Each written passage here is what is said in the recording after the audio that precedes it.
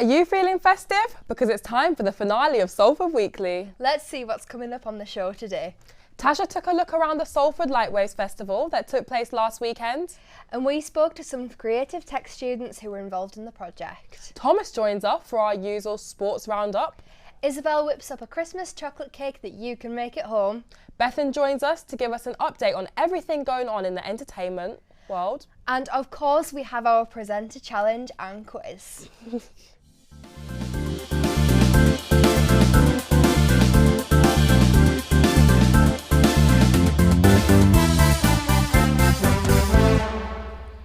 Ho, ho, ho. Merry Christmas, everyone. I hope you're all on Santa's good list this year. What are you hoping for this Christmas, Aaron?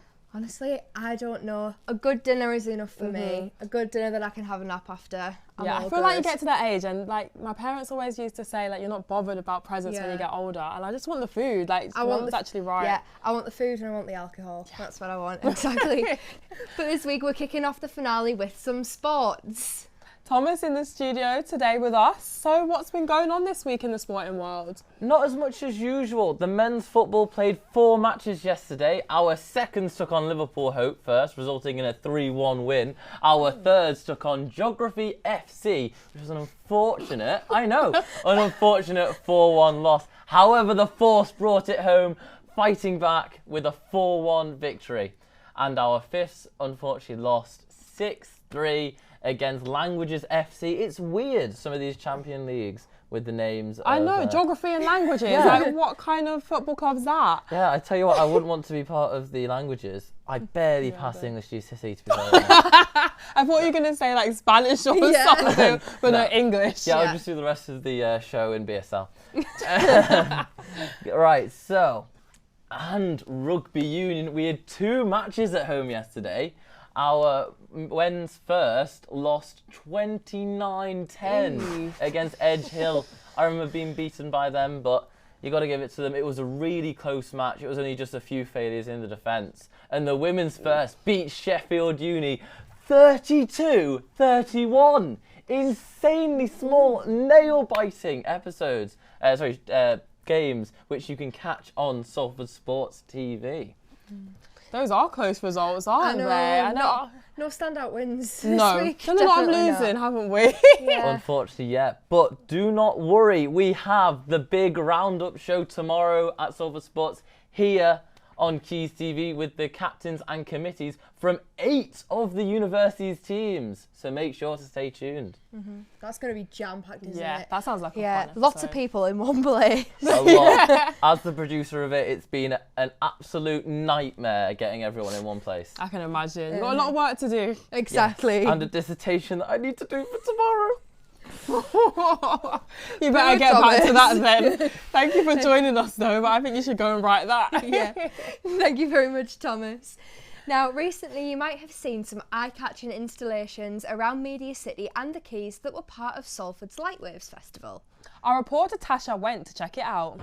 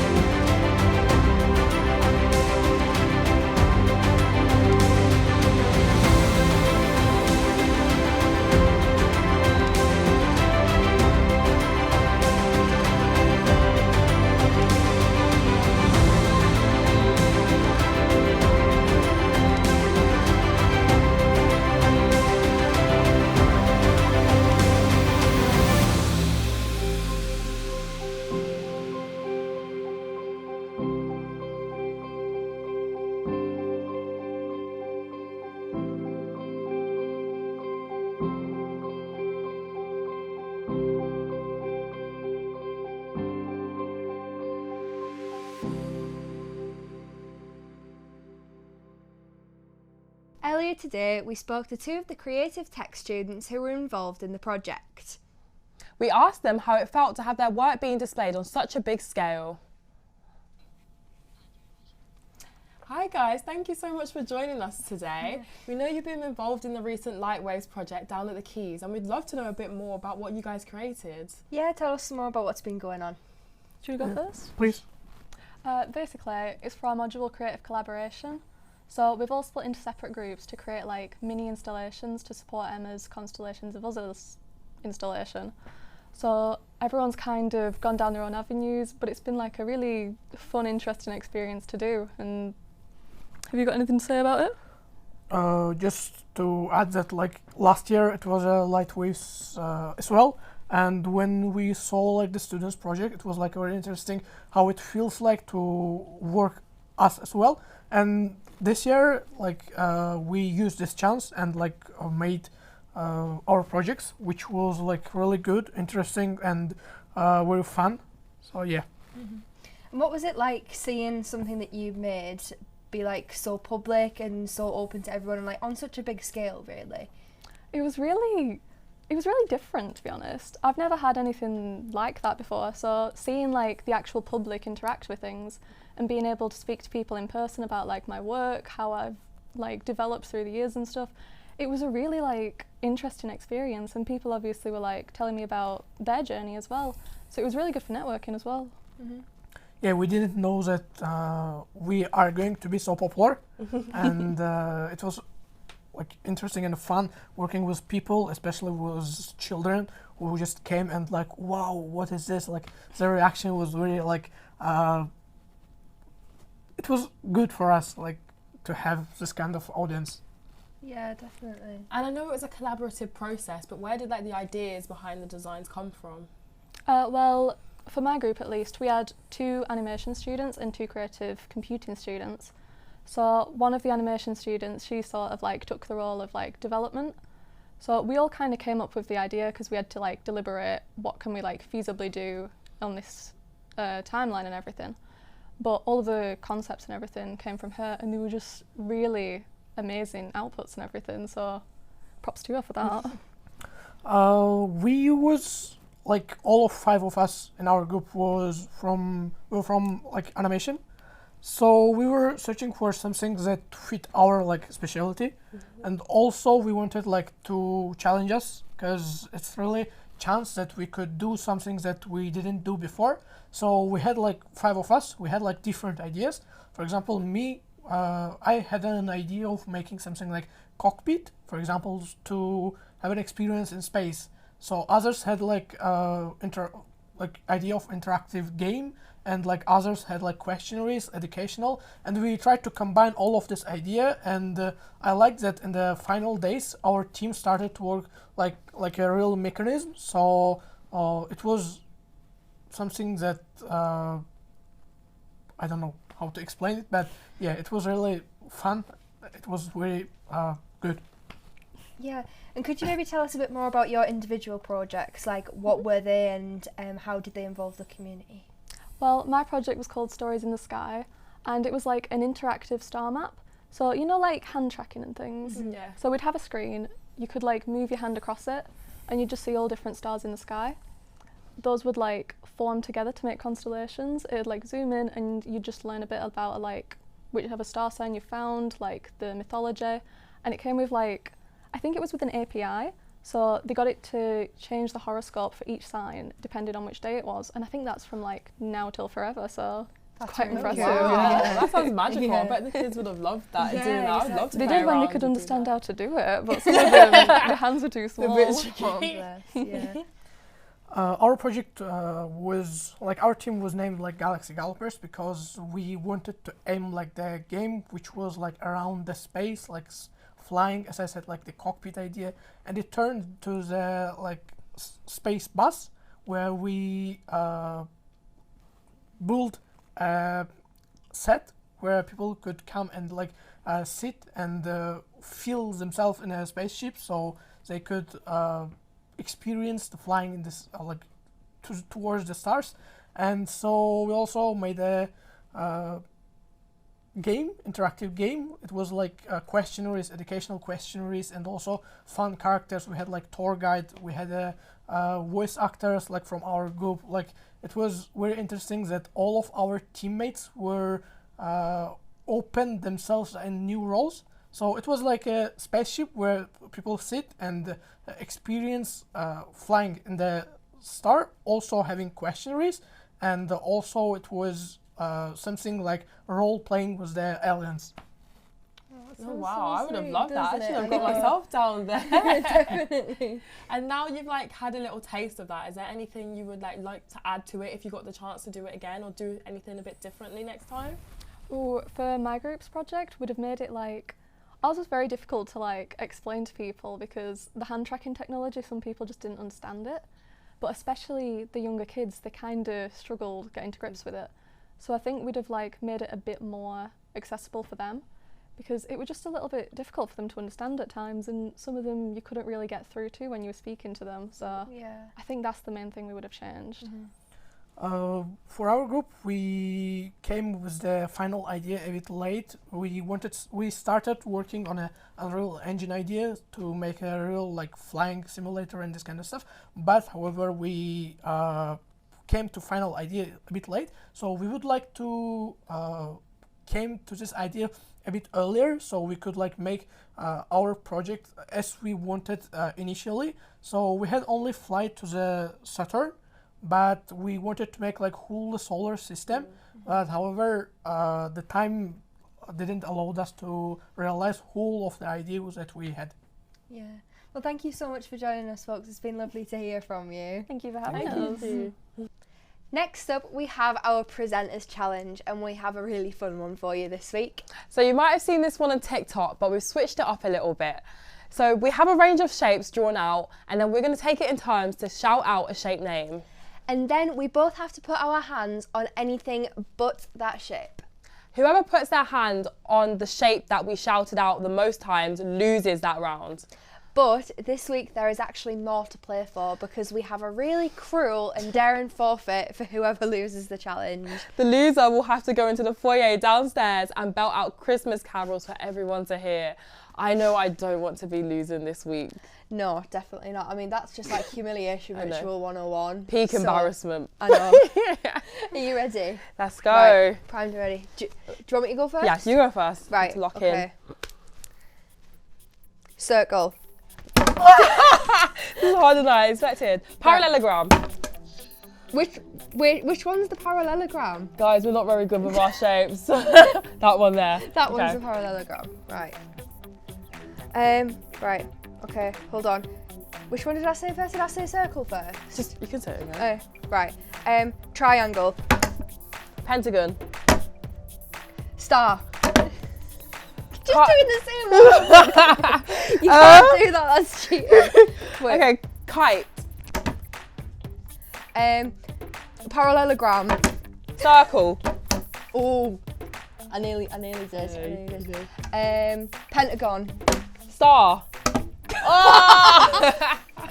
Oh! Should we say if we both touch the same one, then I'll lose a point Yeah. or something? If we both, take it out if we both Okay, touch the same one, right? Make it harder. Okay, I'll Right. go. Square. Dear. Okay, let's go. Triangle. Oh! Why are you copying me? Right, We're no. gonna both end up singing at this rate. No, right. This is not good. Okay, is it my go? Yeah. Oh, okay. Parallelogram. Circle. Oh! No, okay, this is not good. Guys, Right. I will not be singing. Should we take that one out? No, we'll keep it No, in. keep it, but yeah. I'm Right. losing at the moment. Star. It's not looking good, guys. No. Not looking good. Parallelogram. We're just picking the closest one to us. Yeah. We're lazy. Right. What have we got left? Okay, right. Circle. Triangle. Square. Circle. Square. Parallelogram. Oi! Picking the same one. Okay. Right. Right, All what square is equal. that one? That's the parallelogram. That's the parallelogram. We've got a right. circle and a square. 3 left. Okay. Right, circle. Parallelogram. Oh! I feel like this just means I'm gonna lose, doesn't it? Like, it just ends in me losing. Right, who went last? You go. Right, I go. Right, square. No!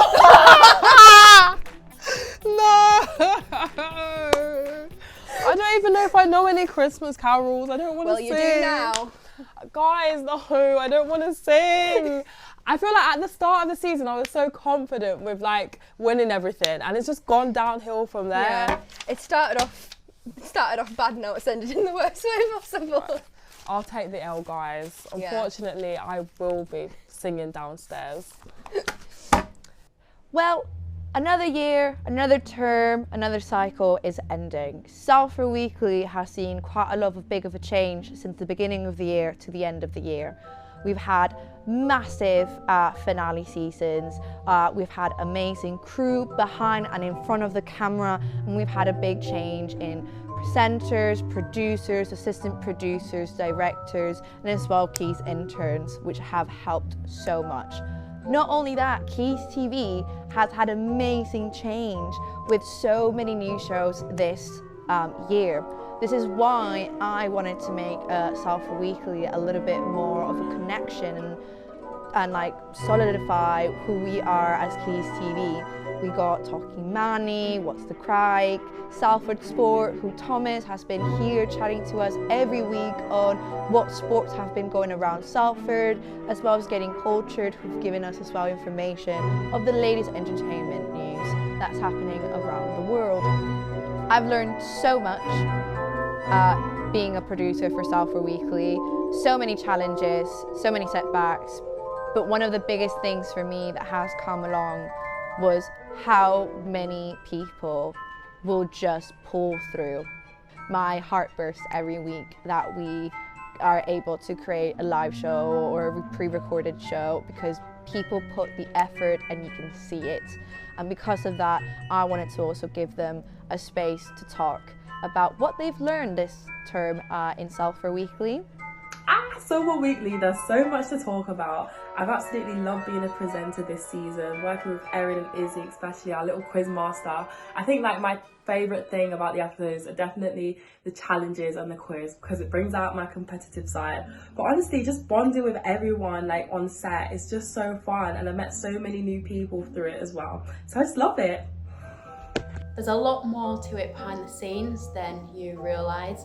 When it comes to making any type of production, any TV show, there is so much going on behind the scenes. So I've definitely learned how long and how much time and effort it takes, even if you are just in front of the camera or even on something like sound and that, it's still a lot of effort you are putting in. Well, one of the main things I've learned from doing Salford Weekly this year is just how a TV studio works. Like, you're telling me if I hadn't done this, I wouldn't know what it's like to go live on a real TV show that actually goes out to people and people get to see it. But it's been a great experience and I've really enjoyed it.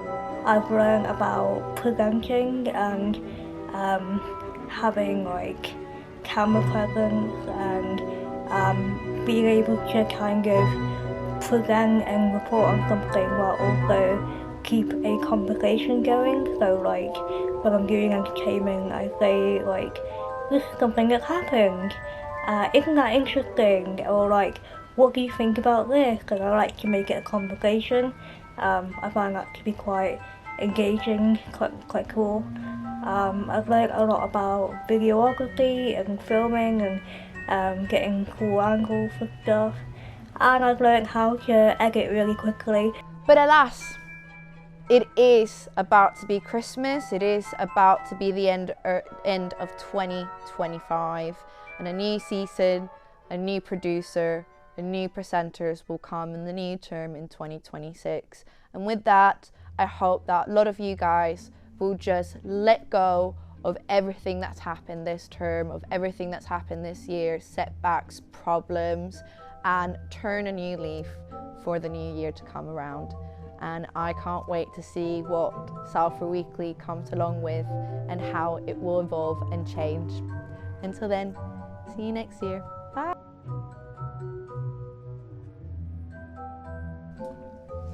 On to some entertainment now. Bethan is here with us in the studio. Hi, Bethan. Hello, Thanks for Merry joining Christmas. I love your little festive jumper. Very on theme. You look nice So and cute. Christmassy too. Of course. Well, one of my favourite things about Christmas has to be the TV. I feel like the weather gets really cold, it's dark outside. What better than to stay in and watch some great TV? And do you know what's just finished? I'm a celeb. Oh, yeah. Did I scare you? Sorry. What? I'm a celeb. Did you watch it? I have watched parts of it and have seen the bits winner. and pieces. It's difficult to keep up with, isn't it? Because it's on. Is it on every single night? Yeah, I know. Too late as well. 9 I know. o'clock. That's bedtime, right? I was still at uni at that time. Really? Wow. Well, there was like a bit of a petition to bring it forward an hour. Was there? Yeah, but obviously I'm a celeb. They're in Australia, so the time difference didn't really work out. Yeah. But we did see Angry Ginge win, which I think we kind of knew from the start, right? Yeah. It's quite a young audience. I think he's got a lot of fans watching, and well deserved. He did I a know, great he job. did do so well in it as well. Like in previous years, we've seen people that have done like barely any challenges, like get all the way to the end, but like he did his fair share. No, Yeah, absolutely. Now, my second favourite TV show that I feel like I talk about all the time on Salford Weekly was The Traitors, and our girl, Claudia Winkleman, has just won an No, she didn't win it. She just got given it. Yeah. An MBE. Like, that's incredible for all of her work. Yeah, exactly. Tess has one as well, doesn't she? She does, yeah, but the pair of them, they've stepped down from Strictly next year, which is kind of heartbreaking. know, What I'm we could so do She is without them. definitely a British icon though. Oh, like, yeah, Winkleman. definitely. In the past couple of years, yeah, she's really earned that title. But she will be back on our screens because The Traitors returns on New Year's Day, which I can't wait for I that. know, it's going to be so good, isn't it? It's such a good show. But let's talk about Christmas TV, because I feel like in the past it was such a big thing. Did you ever have the Christmas magazine? Of course. Oh, we yeah, still you get go one. through it And it still tells get you one. what's going to be on, yeah. I don't feel like they're as big of a thing anymore. But we've got Amandaland on Christmas Day, which is my personal fave, little spin-off of Motherland. We've got Stranger Things, it's going to be on Boxing Day and New Year's Day. We've got Call the Midwife on Christmas Day and Christmas Eve as well. There's going to be so much TV, and they always whack out some like classic films on there. Not just Christmas films, but just like, I don't know, like Shrek, Despicable Me. Do you know those Yeah, kind Sound of of films? Music's always on, isn't it? Yes, Yeah. the little classics, just to have on in the background while you're having your little Christmas parties. But I love a bit of Christmas TV. I'm so excited for that. Now, I do want to speak about what's going to be Christmas #1 this year. What do we think, as in music-wise, what's going to be like #1 this Christmas? Do you think it's going to be a new song? There's not that many new Christmas songs, I are don't there this think year? so. Oh, it doesn't have to be Christmas.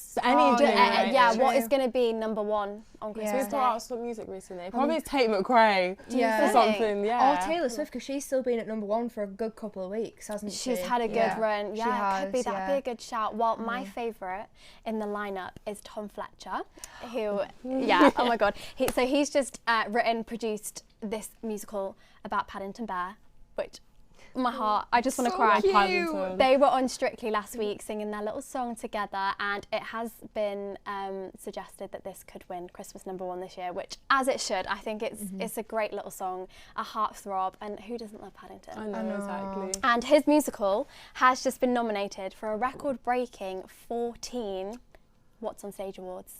14 for all different aspects of the musical, from like wigs and costumes, set, the performers in it. It looks like it's going to be such a good musical. I'm actually going to see it next year. I know, I'd love to. Yeah. I feel a little bit maternal towards Paddington as I know, well. it's like I a know, baby. he's just He's so adorable, cute. isn't he? Yeah, I feel like there's not going to be a dry eye in the room. Oh, definitely not, no. Very emotional about Paddington. Now, we're going to go back to Christmas. We're going to talk about Christmas films. Now, there's a new Christmas film that's come out this year. I want to know what you girls think about this.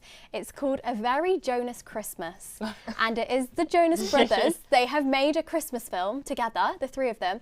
They kind of play like fictionalized versions of themselves, and essentially all they're doing is trying to get home for Christmas, which I feel like a lot of Christmas films are. Yeah. That vibe. You can stream it on Disney Plus. I haven't watched it myself yet. I don't know whether I will give it a watch. I don't know, it could be good. But it might be a bit interesting. Yeah, done a bit differently to the rest of them. I wonder who came up with the idea, like, come on boys, let's Yeah. make a Christmas Do you know film. what? Knowing the Jonas Brothers, I wouldn't be surprised if it was them. Probably Yeah, is. I would not be surprised. Whack it on Disney Plus, why not? Exactly, I know. love They'll probably be watching that on Christmas Day. Yeah, do you think, themselves? Yeah. I love that. Now, what are your favourite Christmas films? What are you watching on Christmas Day? I'm going to be a bit boring, but I'm going to say Home Alone. I feel like you just can't beat it, and it's funny, like, instead of like looking through like Netflix for ages for like one that I haven't watched before, I just like default to, But it's a classic for a reason, right? Exactly. Yeah. What about you? For me, it always has to be Muppets Christmas Carol. I love it so much. I know it's literally made for children, but you put the Muppets and Michael Caine in a film together. Write a few good songs. Yeah. Exactly. It just works. That's not what I thought you were going to say. Really? What did you think I was going to say? Either like Polar Express or Elf. Yeah, Elf is a good one. I do love Yeah. Elf. Yeah. But the Muppets. Yeah. That's the most accurate version of A Christmas Carol, you know. Is it? Yeah, when I did it at GCSE, that was the one we were told to watch, the Muppets one. Oh. I know, how amazing. Well, you have a wonderful Christmas. Yeah, you too. Thank you so much for having me. Absolutely. Thank you so much for coming on. Brendan. Now, it's time for our favourite part of the show. It's time for the quiz. Now, this week we are joined by Josh, who has magically appeared in the studio, and he is taking on the role of Quizmaster. What's the theme this week? Absolutely. Well, guys, the theme this week is tradition, suspicion. So I'm going to tell you about some Christmas traditions from around the world, and you've got to tell me if you think it's true that that is a real tradition or completely made up. So yeah, does that make sense? Yeah. Okay. I mean, I didn't do very well on last true or false quiz, but I can redeem myself. Let's see how it goes. Okay, first question. So over in Ukraine, is it true that they decorate their Christmas trees not with baubles, but instead with spider webs? What do we think? I know this one. You know this one? Okay. Yeah. What are we saying, guys? I said true. You're saying true. I'm saying false. This one is absolutely true. I'm sorry, Chanel. Yes. I love the confidence. Yeah, though. I do. I respect it. it. I In respect Ukraine. it. I thought I had that one in the bag. Unlucky. But yeah, they say that's actually where tinsel actually originated from. Kind of started out as this kind of cobweb impersonation thing, and then developed into that. You can kind of see it, right? A few baubles on there to spice it up a bit maybe, as well. yeah, maybe. Okay, right. So it's 1-0 to Erin. Next question. Over in Hong Kong, on Christmas Day, is it true that families like to head over to Disneyland to celebrate Christmas? What's the answer? Okay. Okay, what are we saying, guys? Said Both false. saying false. You're absolutely right. That is false. But on Halloween, it is a popular thing in Hong Kong to go to Disneyland. Really? So there you go. Yeah, absolutely. Okay, next question. In Japan, guys, is it true that instead of the classic Christmas dinner, they go to KFC for their Christmas I feel like lunch? everyone knows the answer to this one. Okay, what are we saying? Just get it wrong. True. True. Congratulations, guys. As you say, very common knowledge these days. But yeah, you're absolutely right. Can't beat a bit of chicken from KFC. I kind of fancy a KFC this Should we year. get one after? Yeah, why not? Why not now? You're absolutely right. Okay, next question. So over in North Korea, guys, is it true that children there are taught that instead of Santa delivering their presents, it is their supreme leader Kim Jong-un who delivers their Christmas presents? What do we think? I've gone with true. True. Yeah. Doesn't it surprise me? Yeah. It's false, guys, I'm afraid. No In fact, way. Christmas is completely banned in North Korea, unfortunately. There's no Christmas celebrations, but instead they're encouraged to celebrate the birthday of the Supreme Leader, Kim Jong-un, right? But no, unfortunately, it's not quite true that he delivers their Christmas presents. So no marks Not on there. a sleigh this year. Unfortunately not. Okay, last one for you guys. The final question of the quiz. I can't actually remember what the score is, so I hope you guys are keeping You've got track. 1 point, I believe. Yeah. Or, Yeah, I think sure, so, yeah. Sure, okay. Whatever. you're winning Final either way. one. Okay, yeah. In Venezuela, is it true that it's popular on Christmas Eve to actually roller skate to church for the Christmas Eve service? True or false? Does it rain in Venezuela on Christmas? I mean, I'm not sure. Well, to be honest snow. It with might you. be a bit icy. Both saying false. Guys, this one is completely true. Very popular, especially in the capital city of Venezuela, Caracas. so is It sounds where- like a trip to the I hospital. know. It does. It does. It sounds dangerous, but I kind of want to go and just see, like, genuinely, like, parades of people roller skating their way to church on Christmas Oh my Eve. goodness. There you It's go. hard enough to walk though. on ice, never mind to roll. Exactly. Trust me, yeah, absolutely. But congratulations for winning the quiz. Thank you very much. And Womp, womp, wasn't meant to be, womp. Chanel, but what can you Yeah. do? How do you feel? I'd rather not talk about it. It's ruining the Christmas Fair magic. enough, fair enough. Are you at least feeling a bit more competitive? Yeah, sort of. I do have to say, I love your Christmas. What, Thank sniddy? you Is that so what it much. is? I guess so, yeah. Yeah, very warm, very, very, very warm. It's but needed in nice. Salford. It's Toasty, cold yeah, it's outside. what you need for this time of year. Absolutely. Exactly. Well, Merry Christmas, guys. To you too. Yeah, have a Happy New Year as well. You too. Thank you. Well, it's time for a sweet treat now, and Isabel has been busy baking us a Christmas chocolate cake. Here's how you can do the same at home. Can you not bake to save your life? Well, here is an easy recipe that will show you how you can turn a boring box mix into a cake you'll be proud to show off at Christmas.